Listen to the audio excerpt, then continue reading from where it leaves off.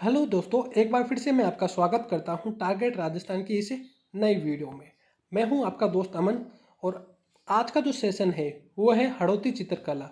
हमारा जो इससे पहला वाला वीडियो है उसके अंदर हमने मारवाड़ी चित्रकला के बारे में आपको अच्छे से समझा दिया। मेवाड़ चित्रकला, मारवाड़ चित्रकला ये हम पहले पढ़ चुके हैं। आज के जो सेशन में हम हड़ौती चित्रकला से शुरू करेंगे। ठीक है दोस्तों, जैसे चित्रकला जो पार्ट है वो क्या है, बहुत लंबा पार्ट है, बहुत बड़ा पार्ट है। ठीक है, टॉपिक बहुत बड़ा है ये। तो जितना ज़्यादा बड़ा टॉपिक होगा उसमें से क्वेश्चन बहुत ज़्यादा पुटअप होते हैं। ठीक है, तो इसी कारण से क्या है, आपको कोई टॉपिक नहीं छोड़ना। जो आपका सिलेबस है उसके अंदर उस हिसाब से ही आपको चलना है। और अगर उसमें वो जो टॉपिक दिया वो अगर बड़ा है तो उसको बहुत अच्छे से पढ़ना है। तो चलिए दोस्तों शुरू करते हैं। हड़ौती चित्रकला, बूंदी चित्रकला। हड़ौती में कौन से चित्र आते हैं? कोटा, बूंदी, बाला, झालावाड़ी आते हैं। तो बूंदी चित्रकला के बारे में पढ़ते हैं। बूंदी चित्रकला का जो प्रारंभ है वो सूरजनहाड़ा के समय में हुआ था। किसके समय में हुआ था? सूरजनहाड़ा के समय में हुआ था। ठीक है, श्रवणकाल, उमेश सिंह जी का जो श्रवणकाल है, ठीक है, वो बूंदी चित्रकला का श्रवणकाल माना जाता है। श्रवणकाल बूंदी चित्रकला का किसका है? उमेश सिंह जी का। इन्होंने चित्रशाला का निर्माण कराया था। और बूंदी के जो चित्र है वो भित्ति चित्र के लिए प्रसिद्ध है। ठीक है, बूंदी क्या है, अपने भित्ति चित्रों के लिए प्रसिद्ध है। बूंदी को भित्ति चित्रों का स्वर्ग कहा जाता है। बोले बूंदी क्या है? भित्ति चित्रों का स्वर्ग है। विशेषता देखिए दोस्तों, ये भी क्वेश्चन पूछा जाता है। क्वेश्चन एक तो ये पूछा जाएगा कि बूंदी चित्रकला का स्वर्णकाल किसको कहा जाता है? तो किसका कहा जाता है? उमेश सिंह को। प्रारंभ सूरजनहाड़ा। ठीक है, भित्ति चित्रों का स्वर्ग बूंदी को। विशेषता क्या है? मेवाड़ में मराठा शैली का प्रभाव देखने को मिलता है। मेवाड़ और मराठा शैली का आप लोग बाद में आप देखोगे कि राजस्थान के अंदर सर्वप्रथम मराठा को जो हस्तक्षेप था वो कहाँ से हुआ था? बूंदी से तो हुआ था। तो मेवाड़ में मराठा शैली का प्रभाव किस शैली में देखने को मिलेगा आपको? बूंदी चित्रकला में। ठीक है, पेड़ पौधों पशु पक्षियों का चित्रण बहुत ज़्यादा किया गया है दोस्तों। बूंदी चित्रकला की सबसे बड़ी खासियत है कि पेड़ पौधों पशु पक्षियों का चित्रण इतना ज़्यादा कर दिया है कि इस कारण से इसी शैली को पशु पक्षियों की शैली भी कहते हैं। पशु पक्षियों की शैली किसको कहते हैं? बूंदी चित्रकला को कहते हैं। मेवाड़ और मराठा शैली का प्रभाव किस शैली पर पड़ा है? बूंदी चित्रकला पर पड़ा है। श्रवणकाल किसका है? उमेश सिंह का है। ठीक है, तो कुल मिला के आप समझ गए होंगे। चलिए आगे चलते हैं। अब दोस्तों, जैसे कि मैंने आपको बताया पशु पक्षियों का चित्रण से बहुत ज़्यादा हुआ है, पेड़ पौधों का चित्रण बहुत हुआ है। तो पेड़ पौधों का रंग कैसा होता है? हरा। तो कौन से रंग की प्रधानता है यहाँ पे? हरे रंग की प्रधानता है। ठीक है, ये सब आपको याद कराने की दृष्टि से है। भित्ति चित्रण सर्वाधिक हुआ और रेखाओं का सर्वाधिक श्रेष्ठ प्रयोग किया गया। ये भी लगा लीजिए स्टार कि किस चित्रकला शैली में रेखाओं का सर्वाधिक श्रेष्ठ प्रयोग हुआ है। ठीक है, तो किस में हुआ है? बूंदी चित्रकला शैली में। चलिए आगे चलते हैं।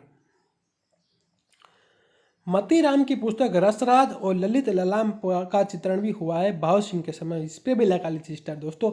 एक एक क्वेश्चन इंपॉर्टेंट है। ठीक है, और मैं साथ ही साथ आपको टॉपिक कंप्लीट करने के साथ साथ आपको वो क्वेश्चंस भी बता रहा हूँ, ताकि क्या है, जब हम क्वेश्चंस वगैरह जब हल करेंगे तो उस समय क्या है, आपको उन क्वेश्चन को हल करने में ज़्यादा परेशानी नहीं होगी। ठीक है, और ये मैं अच्छे से कह सकता हूँ कि जब आप मेरी सारी वीडियो वगैरह देख लेंगे और सारे जो टॉपिक आप अच्छे से पढ़ लेंगे, उसके बाद में एक क्वेश्चन भी आपका बाहर नहीं जाएगा। ठीक है, क्योंकि सबसे बड़ी बात है कि आपने अपने समय का यहाँ पे इन्वेस्ट किया है। ठीक है, आपने अपना समय यहाँ पे दिया है। समय सबसे बड़ी चीज़ है सर। मतीराम की पुस्तक रसराज और ललित ललाम का चित्रण यहाँ पे हुआ है। ठीक है, ये मतीराम की पुस्तक रसराज और ललित ललाम का चित्रण किससे संबंधित है? तो बूंदी चित्रकला से संबंधित है। ये भाव सिंह के समय में हुआ था दोस्तों। प्रमुख चित्र देखिए, रागिनी भैरव और राग दीपक नामक ये जो चित्र है, रागिनी भैरव और राग दीपक है। जो रागिनी भैरव है ये बनारस में और राग दीपक प्रयागराज में। ठीक है, प्रयागराज किसको कहते हैं? इलाहाबाद को कहते हैं। तो ये प्रमुख चित्र किससे संबंधित है? बूंदी चित्रकला से संबंधित है। ठीक है, चलिए आगे चलते हैं। कोटा शैली, उद्भव माधव सिंगाड़ा, जबकि बूंदी का सुरजन सिंगाड़ा। ठीक है, प्रभाव देखिए, कोटा शैली में क्या है, वल्लभ संप्रदाय का बहुत ज़्यादा प्रभाव देखने को मिलता है। यानी श्री कृष्ण की लीलाओं से संबंधित चित्रण आपको देखने को मिलेंगे। वैसे सर्वाधिक लीला श्री कृष्ण जी से संबंधित चित्र नाथ द्वारा में है। ठीक है, तो श्री कृष्ण जी की लीलाओं का संबंधित चित्रण वल्लभ संप्रदाय का प्रभाव देखने को मिलता है भीम सिंह फर्स्ट के समय में। ठीक है, जब आप इतिहास पढ़ोगे तो आपको इसमें क्या और भी ज़्यादा चीज़ों को कनेक्ट करना आ जाएगा कि ये चीज़ क्यों हो रही है वहाँ पे। ठीक है, क्योंकि भीम सिंह जी क्या है, वल्लभ संप्रदाय से संबंधित थे, वल्लभ संप्रदाय को बहुत ज़्यादा मानते थे। स्वर्णकाल उमेश सिंह जी का, जबकि बूंदी का भी क्या है, उमेश सिंह ही है, दोनों का एक ही, याद रखना। डालू नामक चित्रकार ने रागमाला का चित्रण किया था दोस्तों, लगा लीजिए स्टार, कि कोटा में रागमाला का चित्रण किसने किया था, तो ढालू ने किया था, जबकि जोधपुर में वीर जी ने किया था, और चावड़ में किसने किया था, निसार दीन ने किया था। ठीक है, अमर सिंह के शासनकाल में, याद रखना दोस्तों। प्रमुख विशेषता देखिए, शिकारी के दर से दिखाया गया, मतलब शिकार करते हुए लोगों को दिखाया गया कि महिला क्या है, शिकार कर रही है। ठीक है, मतलब कुल मिला के शिकारों की चीज़ें बहुत ज़्यादा बने। पशु पक्षियों की शैली किसको कहते हैं दोस्तों, बूंदी को कहते हैं। मैं जब आपको बोलूँ, रिपीट करने को बोलूँ, तो इसको रिपीट करिए करें दोस्तों। ठीक है, तो रिविजन सबसे बड़ा चीज आपकी लाइफ में महत्वपूर्ण रोल करेगा।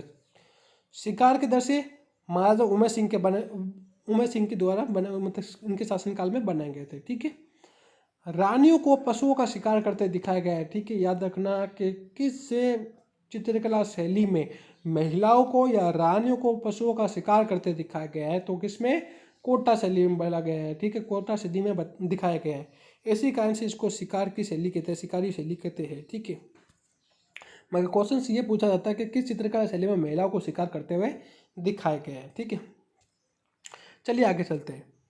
नारी का कद होता है वो छोटा और मोटा होता है, मतलब नारी इसमें यहाँ छोटे छोटे कद की दिखती है, छोटे कद की और मोटी सी दिखती है। ठीक है, फील करिएगा इस चीज़ को, चित्र को आप फील कर सकते हैं, आंखों में बना सकते हैं। ठीक है, और गोल चेहरा, मतलब गोल गोल मुंह होता है उसका, छोटी सी टिंगड़ी सी मोटी सी। ठीक है, इस टाइप से बनाई हुई होती है। और मृग नयनी, मतलब हिरण के समान आंखें वाली, और दीर्घ नासिका, मतलब लंबी नाक क्या है, इस प्रकार की महिलाएं का चित्रण किया जाता है। कोटा शैली का जो स्वतंत्र अस्तित्व वो महाराजा राम सिंह के समय में शुरू हुआ था। ठीक है, महाराजा राम सिंह के समय में कोटा शैली अपने स्वतंत्र अस्तित्व में आ गई थी। ठीक है, कोटा के झाला हवेली, कोटा की झाला हवेली आखेड़ चित्र के लिए प्रसिद्ध है। ये आखिर नहीं, आखेड़, आखेड़ मतलब शिकार। ठीक है, तो आखेड़ चित्र के लिए प्रसिद्ध है। ये झाला हवेली झाला जालिम सिंह जी ने बनाई थी। ये झाला हवेली किसने बनाई थी, झाला जालिम सिंह जी ने बनाई थी। दोस्तों आप कॉपी पेन साथ में रखिए, अगर ठीक है, अगर चाहो तो आप इस चीज़ को नोट कर लीजिए, नहीं तो आप इसका स्क्रीनशॉट लेके उसके बाद में भी आप उसको नोट कर सकते हैं। पहले आप समझ लीजिए। तो कोटा की झाला हवेली आखेड़ चित्र के लिए प्रसिद्ध है, और ये जो झाला हवेली है ये जालिम सिंह जी ने बनाई थी। ठीक है, चलिए आगे चलते हैं। आई होप आपको इस सेशन में मज़ा आ रहा होगा। ठीक है, आप उसको समझ रहे होंगे, अच्छे से समझिएगा दोस्तों। ढूंढाड़ चित्रकला, ढूंढाड़ चित्रकला कौन सी, जो जयपुर साइड के जो क्षेत्र होते हैं उसको ढूंढाड़ क्षेत्र बोलते हैं। ठीक है, तो जयपुर प्रमुख विषय क्या है, हाथियों की लड़ाई की चित्र आपको देखने को मिलेंगे। ठीक है, कि इसमें क्या है, हाथियों को लड़ाई करते बहुत ज़्यादा दिखाया गया है। घोड़ों के दंगल के चित्र, मतलब घोड़ों को लड़ाई करते हुए दिखाया गया है, और हाथियों की लड़ाई के चित्र दिखाए गए हैं।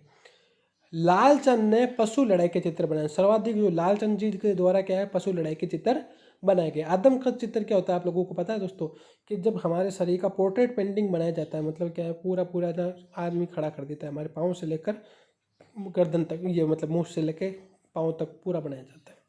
तो आदमकद चित्र ईश्वरी सिंह का बनाया गया। ये ईश्वरी सिंह आप इतिहास में पढ़ेंगे, जिसने ईसर लाट का निर्माण कराया था, और जहाँ से कूद कर आत्महत्या कर लेते।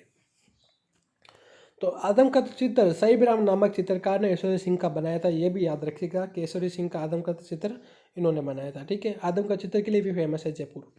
बगीचों का चित्रण और बड़ के चित्र, पीपल मोर का चित्र यहाँ पे किया गया। ये भी लगा लीजिए स्टार दोस्तों, कि सब सर्वाधिक बगीचों का चित्रण कहाँ पे किया गया है, तो कहाँ पे किया गया है, जयपुर में किया गया है। जबकि दोस्तों एक क्वेश्चन मेरे दिमाग में आ गया कि बूंदी की चित्रकला है ना, उसमें क्वेश्चन बनता है कि किस चित्रकला शैली के अंदर मोर को नाचता हुआ दिखाया गया, नाचता हुआ मोर दिखाया गया है, तो किस में दिखाया गया है, बूंदी चित्रकला में।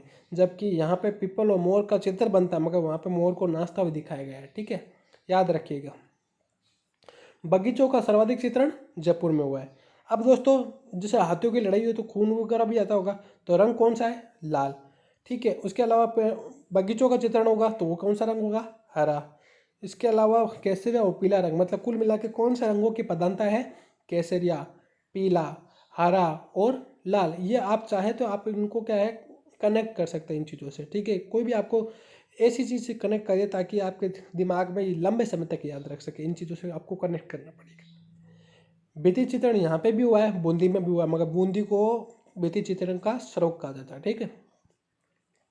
स्वर्णकाल, सवाई प्रताप सिंह जी जिन्होंने हवा महल बनाया था 1799 में। ठीक है। 5 मंजिला बना रखे है, शरद रत्न विचित्र हवा मंदिर। ठीक है। तो सवाई प्रताप सिंह जी के शासनकाल में का जो शासनकाल है वो जयपुर का स्वर्णकाल माना जाता है, जयपुर चित्रकला शैली का। अंग्रेजी प्रभाव किसके समय में हुआ? जगत सिंह सेकंड के समय में हुआ था। ठीक है। जगत सिंह सेकंड ने संधि कर ली थी बाद में। माधव सिंह के समय पुंडरीक हवेली के चित्र यहाँ पे देखने को मिलते हैं। मतलब क्या है कि माधव सिंह जी के समय पुंडरीक हवेली के चित्र यहाँ पे बहुत बनाए गए। मुगल प्रभाव सर्वाधिक देखने को मिलेगा आपको। मुगल प्रभाव यहाँ पे और आमेर में दोनों में देखने को मिलेगा। ठीक है। और मुगल प्रभाव के कारण यहाँ पे कुरान पढ़ती हुई शहजादी और फकीरों को भिक्षा देती हुई नारी दिखाई गई है। फकीरों को भिक्षा देती हुई नारी और कुरान पढ़ती हुई शहजादी के जो चित्र है वो किस चित्रकला शैली से संबंधित है? तो जयपुर चित्रकला शैली से संबंधित है। चलिए दोस्तों आगे चलते हैं। दोस्तों चित्रकला टॉपिक बहुत बड़ा टॉपिक है। अभी इसके बाद में एक सेशन और आएगा, आपका एक वीडियो और आएगा, उसके बाद में हमारा चित्रकला टॉपिक कंप्लीट होगा। ठीक है।